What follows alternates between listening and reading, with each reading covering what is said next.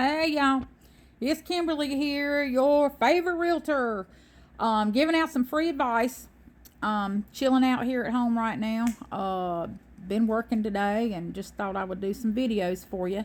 Been talking about people deciding they don't want to keep buying a house, they want to sell, and what their options are when they got some hurdles to jump.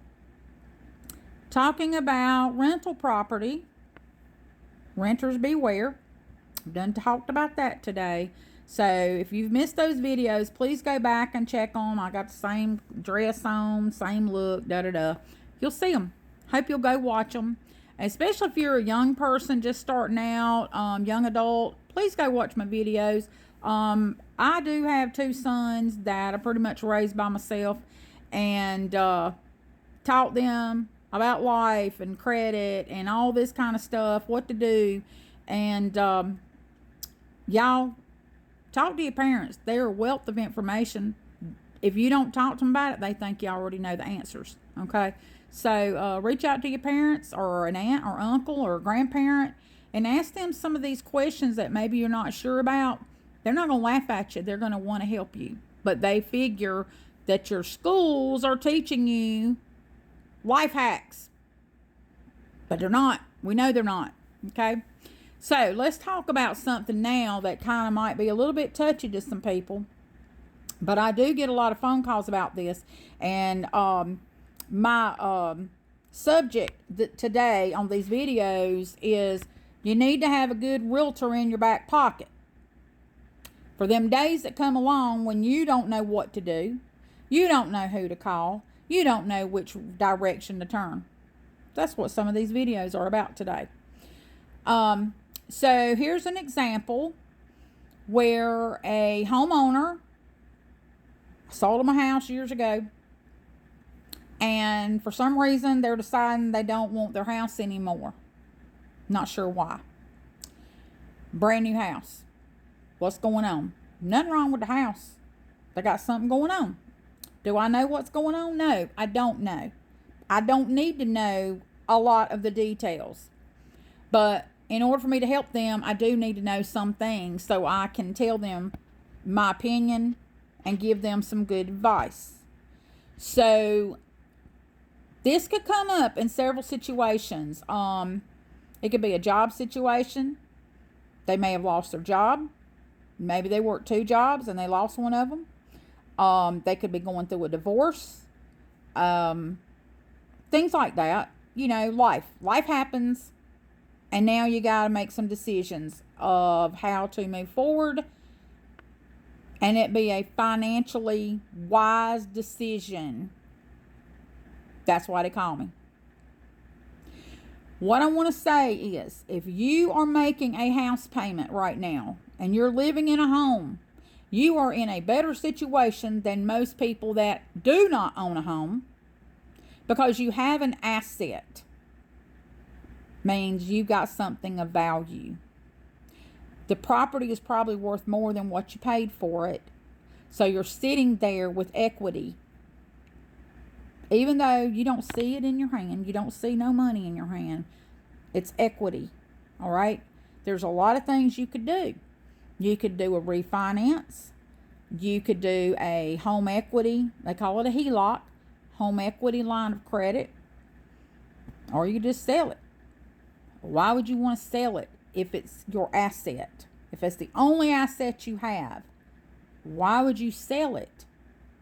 Try not to sell your assets. So you need to hang on to them. So whatever the predicament is, do not get behind on your house payment. Did y'all hear me? Don't get behind on your house payment. You need to make that house payment every month. If it's due on the 1st, they give you 15 days to pay it before you're hit with a late charge.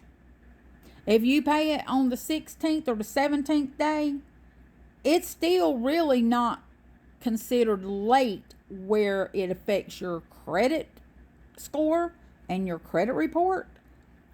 It's just late that they're going to charge you a late charge, your mortgage company. Okay? So if you can't pay it till the 20th, at least pay it. Don't just say, well, I don't have it. I'm going to just wait. I'll just wait. I'll just be a month behind. This is what happens.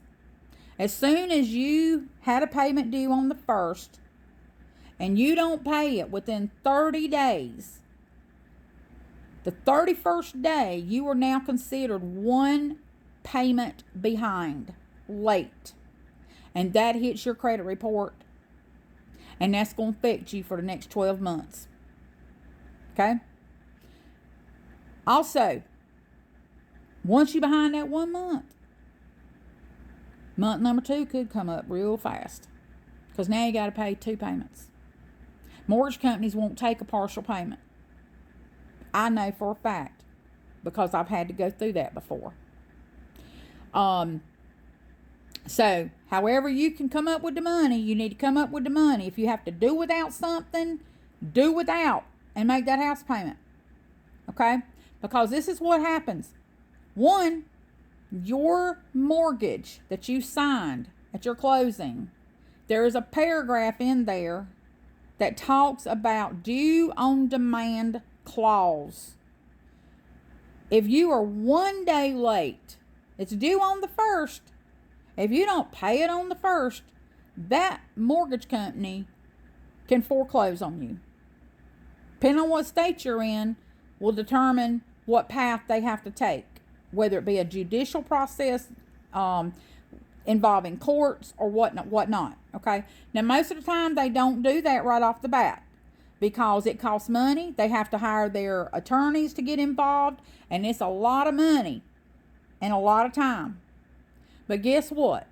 It ain't going to hurt them in the long run, because guess who is going to get charged all those fees for the attorneys and the late fees and all these court costs and whatnot? You're going to be the one to pay it, because all of it is being added to your loan with that mortgage company. Okay? It's all in your mortgage. That all of those costs will be your responsibility. They don't care why. They want their payment. They don't want to hear your sob story.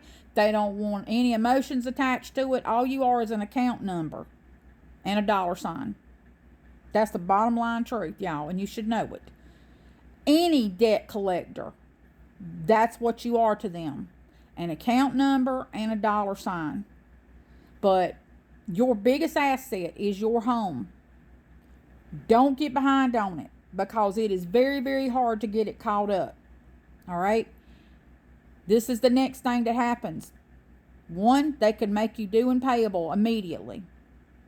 Number 2, they could start foreclosure proceedings on you. All those costs are going to get added to your loan. You ain't going to know it.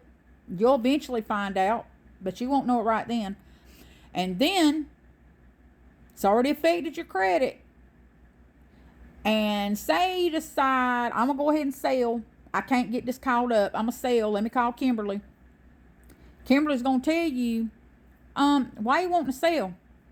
And you start telling me the situation. I'm like, are you wanting to buy something else? Like get into something cheaper?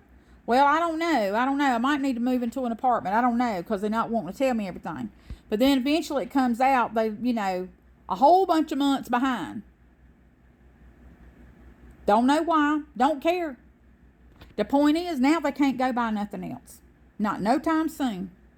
Because as of the last blip on their credit report that says you late for this month, like it's August 2026. If it shows August hasn't been paid yet, and July and June and May and whatever, go backtrack. You got to wait a whole 12 months from the last time you were late and let that fall off your credit report before you're going to be able to buy again. Unless you're going to go to some subsidized type lender that's going to charge you through the nose to get a loan. Double interest rate. Crazy, crazy, crazy stuff. So, don't be late. If you are late, go to family, try and borrow the money, whatever, and get it caught up ASAP. Please do yourself a favor and do that.